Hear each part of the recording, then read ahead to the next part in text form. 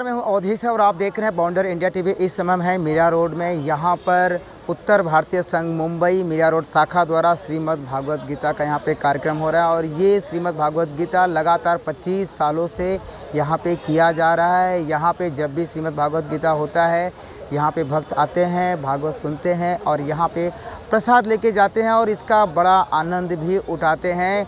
जिस दिन इसका लास्ट होता है भागवत गीता का, उस दिन यहाँ पे भंडारा भी किया जाता है। तो चलिए बात करते हैं यहाँ पे आए हुए लोगों से और आयोजकों से, क्या कहना है उनका। सर, क्या कहेंगे यहाँ पर उत्तर भारतीय संघ मुंबई द्वारा यहाँ पे भागवत गीता कथा हो रहा है? आज उत्तर भारतीय संघ की जो मीरा रोड की शाखा है, जिसके अध्यक्ष हमारे एडवोकेट बीके सिंह जी है, आज पूरे उत्तर भारतीय संघ के माध्यम से हर साल की तरह इस साल भी बड़ी धूमधाम से श्रीमद् भागवत कथा का ज्ञान यज्ञ हमारे मीरा बंदर शहर के संत महामंडलेश्वर श्री स्वामी चिदरामानंद सरस्वती जी के माध्यम से यहाँ पे भागवत कथा का आयोजन किया गया है। यहाँ पे सभी मीरा भाईंदर के भक्त भारी संख्या के अंदर इस कथा का लाभ ले रहे हैं। मैं उत्तर भारतीय संघ के सभी पदाधिकारी और कार्यकर्ताओं को दिल से धन्यवाद देना चाहूँगा कि इतनी अच्छी कथा का हमारे इस मीरा बंदर शहर के अंदर आयोजन किया और निश्चित रूप से इस कथा के माध्यम से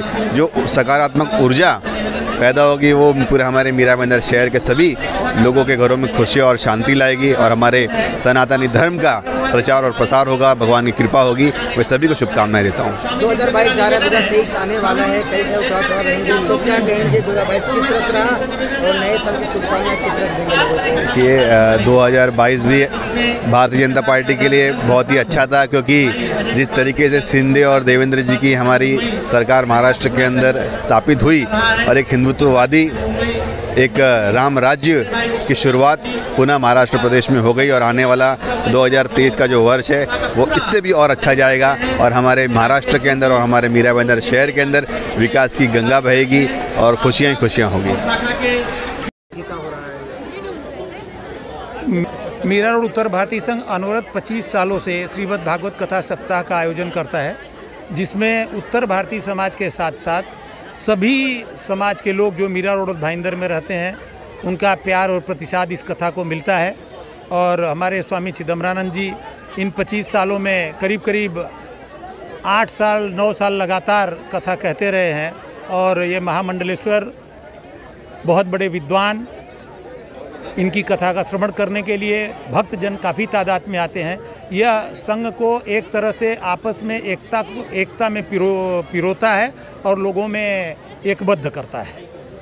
आज ही आपने देखा होगा कि 800 से 1000 लोग थे और इसी संस्था में शुरुआत में भले थोड़े बहुत कम लोग रहे, अंत में 1215 दिन और अंतिम दिन जो भंडारा होता है, जो 23 तारीख को हमारा भंडारा है, इस कथा के माध्यम से, इस मंच के माध्यम से मैं पूरी मीरा भाईंदर की जनता को निवेदन करना चाहता हूं कि भंडारा के दिन ज़्यादा से ज़्यादा आए।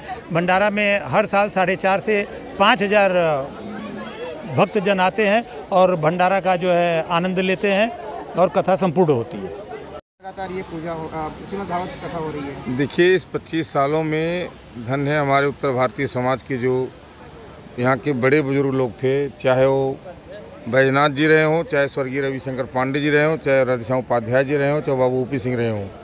अपने अपने समय में सब लोगों ने बहुत विधिवत उत्तर भारतीय समाज के कल्याण के लिए ये जो भागवत कथा और राम कथा का इन्होंने शुरुआत किया था, आज उसका ये प्रतिफल है कि उत्तर भारतीय समाज के एकदम हर पिछड़े तबके तक हम पहुँच रहे हैं।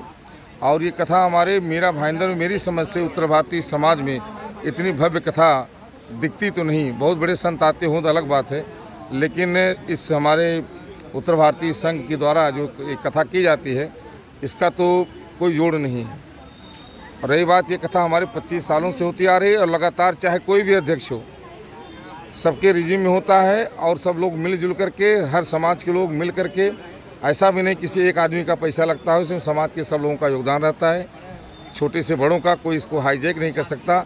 और जब तक उत्तर भारतीय संघ ऐसे बना रहेगा, चाहे कोई भी अध्यक्ष आवे और जाए, ये हमारी जो परंपरा है चलती रहेगी, इसको कोई रोक नहीं सकता।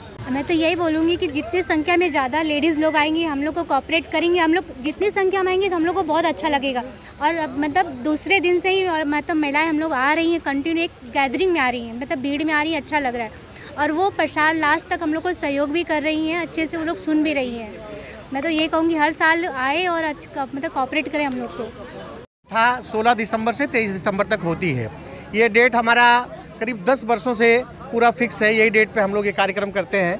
कोरोना काल में 2 वर्षों तक हम लोग कार्यक्रम नहीं कर सके, उसके लिए मीरा रोड की जनता बहुत दुखी थी, तो लोगों का ऐसा डिमांड हुआ।